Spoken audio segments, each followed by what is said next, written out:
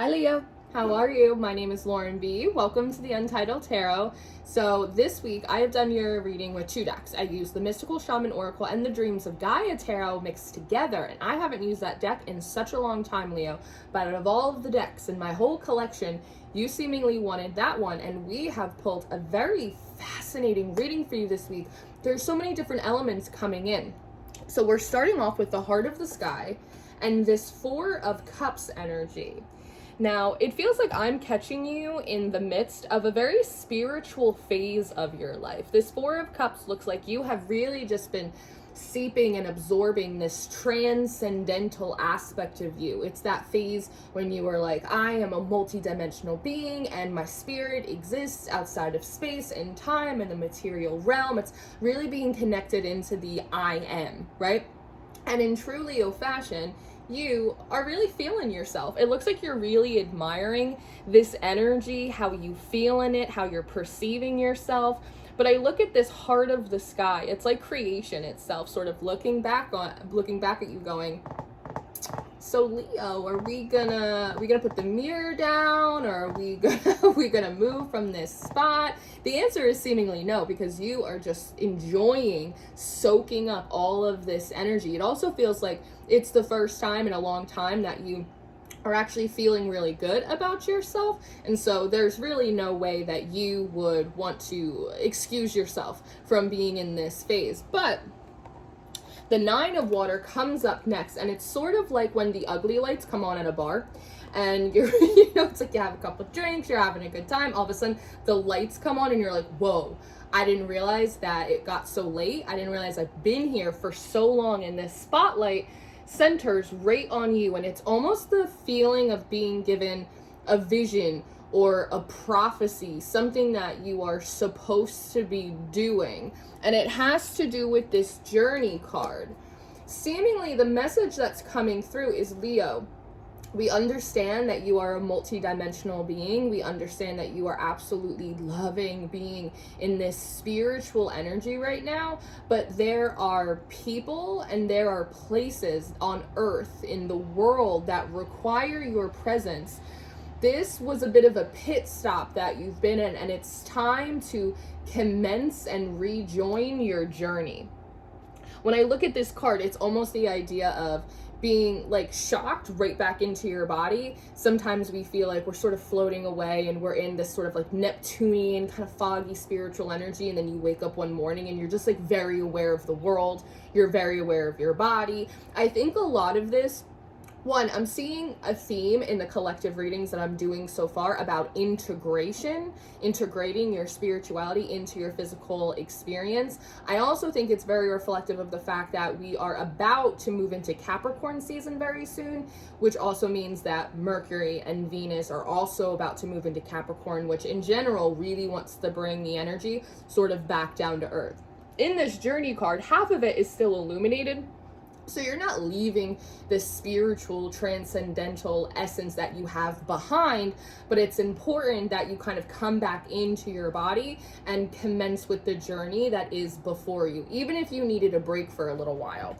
Now, the Circle card comes up next. And so something that you're being reminded of, Leo, is the fact that there have been many people who have come before you that have had to trek this journey, that have tapped into their spiritual gnosis, that have tapped into the, expanding energy that is within them, but has also had to walk the path of what it is to be human, right? This is a very communal energy, and it's almost as if the Many Paths card comes up next.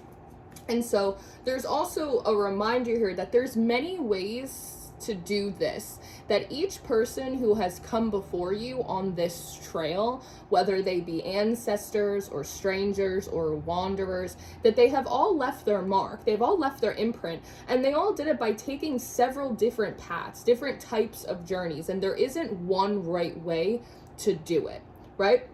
So seemingly what's happening is there's this part in the center that doesn't have a handprint, and it almost feels as if it's like a security scanner or a safe. You have to put your fingerprint, you have to put your hand on it, and it sort of spins the wheel and unlocks your next path, your next steps, your next journey. So I think that you are putting your hand on it because lightning comes up next. So after this reminder that many have come before you, Leo, and though we have taken this spiritual pit stop for a matter of time, that much like the others, you are required to finish your journey on Earth. And there's a lot of different ways that you can do that, but it is important that you do it because there are people and places and things that require your attention here. So you put your hand on it and lightning comes out. It's like this big shock, right? Have you ever like fallen back or, you know, gotten electrocuted by the toaster when you plugged something in and it kind of just like shocks you back into reality for a moment? Seemingly that's what's happening. But before that occurs, this card comes up next. So it's almost like when you get electrocuted and everything goes fuzzy for a second before you kind of come back into your body. And there's this essence, there's this being, there's this person here, and they seem to be offering you something that wants to come forward as, I don't know, like an elixir. They're offering you an elixir, liquid courage. You need courage for your journey, Leo. The mystical shaman comes up next. And so it even could be like smoke or incense, because typically when I look at the mystical shaman, it looks like he's breathing out. But today it actually looks like he's breathing in. He's sucking in the essence or the smoke that is being given from this character right here. Maybe it's like this extra spiritual courage or power, something that you need, but you seem to be absorbing it, taking a big deep breath. And when that happens, right, because the mystical shaman is this beautiful bridge between the spiritual and the natural world. When that happens, you kind of morph into this Pachamama character. So you all of a sudden feel very in your body. You feel very self-actualized. You feel very impactful and purposeful, I want to say too. And there's a really big power that comes off of this card. And when I pulled it, I heard Leo's back, as if you have been on a hiatus, or as if you've been on a sabbatical off traipsing through the spiritual realms, and now that you have this power and a little bit of liquid luck or courage, when you plop back into your body, all of a sudden it's like this thunder, or it's like this rumble. Leo has returned to the fray. Leo is back on the journey, right? And as that happens, the child card comes out. So all of a sudden, feeling very nestled within your own being, there's sort of this remembrance that comes forward from your childhood. And this card always comes forward as like a child warrior. All of the things that you had to endure or overcome or suffer through, or all of that just like through your life, it comes out underneath the journey card as well. There's sort of this remembrance of the way life has been for you, or all of the things that you have had to experience or overcome, both good, both some bad, right? Whatever it is. And the serpent card comes up next. It's sort of this feeling of like, I remember. Sometimes when we get sort of lost in the sauce, in the spiritual sauce, right? We kind of get like a different amnesia from before we had a spiritual awakening, and now all of a sudden it's like you're having a new remembrance of like the physical life that you've led up until this point. With the serpent here, it's double-headed, so it gives me this impression that there is a spiritual creation and healing, but also a physical healing that has occurred for you in this time away in the other worlds. And this is a moment when you kind of snap back into this Pachamama energy, where they kind of fuse together and they start to grow wings. So it's really interesting that as it happens, you're sort of remembering everything that's happened, but also how much you've healed and how powerful you are, and how like the universe is very creative and how it brings things together. And it kind of just creates this nice little locking moment where it's like, okay, the maiden and the youth come up next. Now this is where things get particularly interesting, because I think one of the things that you're realizing or remembering is that perhaps there was a particular time in your life, or maybe several times, where you had an option between these two paths. Remember, many paths. The path of the maiden, which is slower, it's more grounded, it's also safer. And then the path of the journeyer, the path of the youth, which is much less stable, but it's full of adventure and exploration. And something wants to come through here, Leo, that several times throughout your life, maybe since you were a child, you've been presented with opportunities to do one or two things, to tap into the adventure within, to go out and explore and experience, or to kind of stay stable, to be grounded, to be safe. And you having a difficult time committing to either of these paths, that both of them have resonance for you, but you haven't been able to fully commit to one or the other. And what wants to come through is maybe, Leo, that is why you have had such a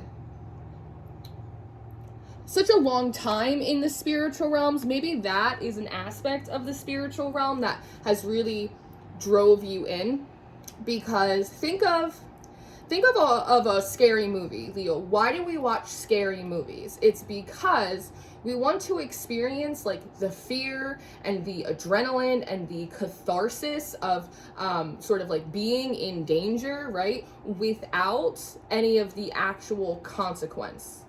And so there's something about how spirituality, your spiritual life, traipsing through this transcendental energy, that in a way it has allowed you to tap into the adventurer, the explorer, this wanderer energy that you have within you, but in a grounded and safe environment like your own home. And so that is why that's part of the reason why you have such a deep connection to spirituality. Maybe sometimes that's when you get a little bit lost in it and someone has to come in and again like turn on the ugly lights and remind you that like you have to actually like keep living life and get back on your path.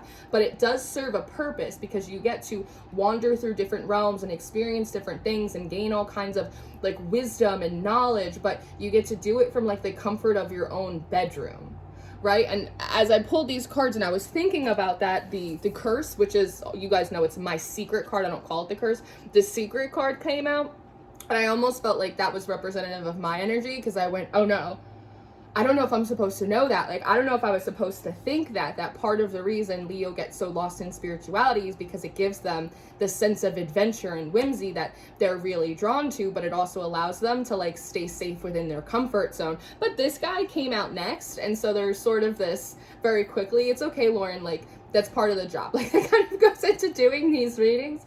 You know, it's only a secret to Leo. It's actually not a secret to anyone else. And there's also, when I look at him, he goes, you're getting it now, Leo. You're getting it now, because it doesn't invalidate. That's what I want to say. It doesn't invalidate your spiritual gnosis or your experiences or your connection to the other worlds or the spiritual realms. It can serve a dual purpose, one of which is about the expansion of your spirit, but the other one is absolutely kind of a calming balm to the wounded child within, right? They both can mutually coexist. But the seer comes up next, Leo, and so he's very quick to remind you that you have the gift of vision. You have the vision, Leo, and part of the reason that, and I think this came through, was it in Capricorn's reading? Maybe it was in Capricorn's reading, that you have the ability to sort of peer through the ethers and to look at the world and see things, not just how they could be, but how they should be, is what wants to come through. Because of this time you've spent in the spiritual realms, because of this discernment, because of the awareness of the interconnectedness of all things, you have the ability to see the way the world should be. And that's really powerful, and that's really important. And if you really tap into that energy, Leo, you'll be able to look back up into your journey thus far, because Taming the Wind comes up next, and it comes up underneath the child, and it's showing you the beginning of your journey and how as a small wounded child, as an adolescent, coming up through the world, that like the winds were always raging around you, and try as you might, you couldn't quite tame them, and a lot of things really got stuck to you to the point where you were almost buried under them until you got to the holy mountain. And once you got there, you learned the art of alchemization, you learned the art of healing with this rainbow coming up next, followed up by another wind card, which is so fascinating to me. And it's trying to because maybe you feel like unequipped for the journey and you're much more, again, comfortable in the spiritual or the theoretical or the energetic realms because you don't feel prepared to take on life or to finish out your journey because it exists outside of your wounding and it exists outside of your comfort zone. But you're being reminded that you have the gift of vision, that you are a seer, that you have spiritual power and authority, and you've also done an incredible amount of healing work on yourself. And by coming to this holy mountain, you have learned to transmute what was chaotic wind into a version of the wind that is much gentler, that is much happier, that is much more positive, which is why the Earth Keeper card with the Sorcerer is coming up next. You have, through the journeys and the paths that you have been through, the spiritual experiences that you've had, you have become uniquely equipped to be an Earth Keeper, i.e. to be a good steward of the earth and all that inhabits it. So that is obviously the natural world, that's the animal kingdom, that's other human beings. And with this Sorcerer right here, you're being reminded of how much impact and how much influence you can have in the world around you. It's a little bit like Gandhi, right? Be the change you want to see in the world if you choose to take it on courageously, right? And what I love is there's more of this rainbow energy kind of moving right through this card. And it's sort of giving me this feeling of like you have everything that you need, Leo. It's like you have access to this rainbow energy. You know what it's like to transmute or alchemize things on the holy mountain. You're very grounded in yourself right now because of this process, which is, truthfully, it might be a little darker or a little bit grittier than when you were sitting in this energy, but it feels much more real. And when I first started pulling your cards, I did hear something in my mind like, you can't hide within the spiritual realms forever. You only have so much time here, right? And in some of the other readings, there's been something about like the promise or the contract, that it's like you're here to be human, to make a difference in this world.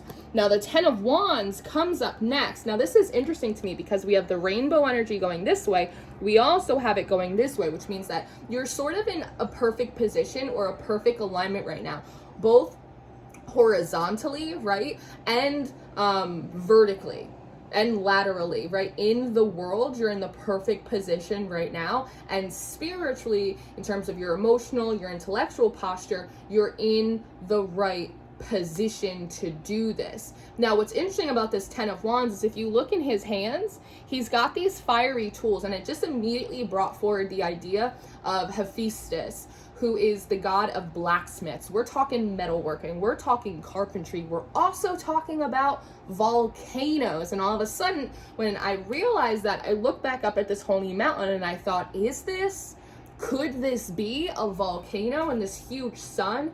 Maybe it's like the volcano getting ready to like burst forward. But what does that mean? The way I'm intuiting it, and it's reminding me of a reading I did, I don't know, like 8 months ago, called like Where Are All the Dark Workers, or Where Are All the Shadow Workers? And I had mentioned, and it's coming back around again, that perhaps there's like a new wave, a new explosion coming from the holy mountain, coming from the spiritual realms by way of like another mass awakening.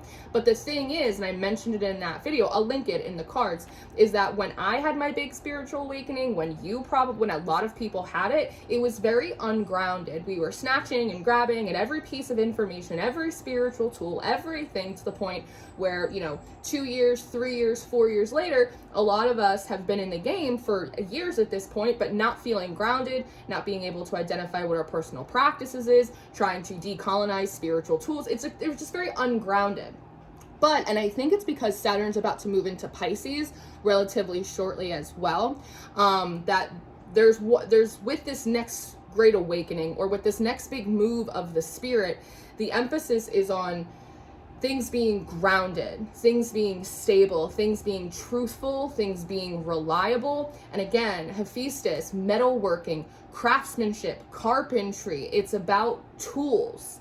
He makes tools for the gods, and in very many ways, like, we could be considered tools, and you have been finely crafted, Leo, like a celestial tool to come out into the world and be a good steward of it. Like I said before, there are people out here who need you to do your work, to do your thing. And like I said, all of the pieces are in place. All of the energy is settled.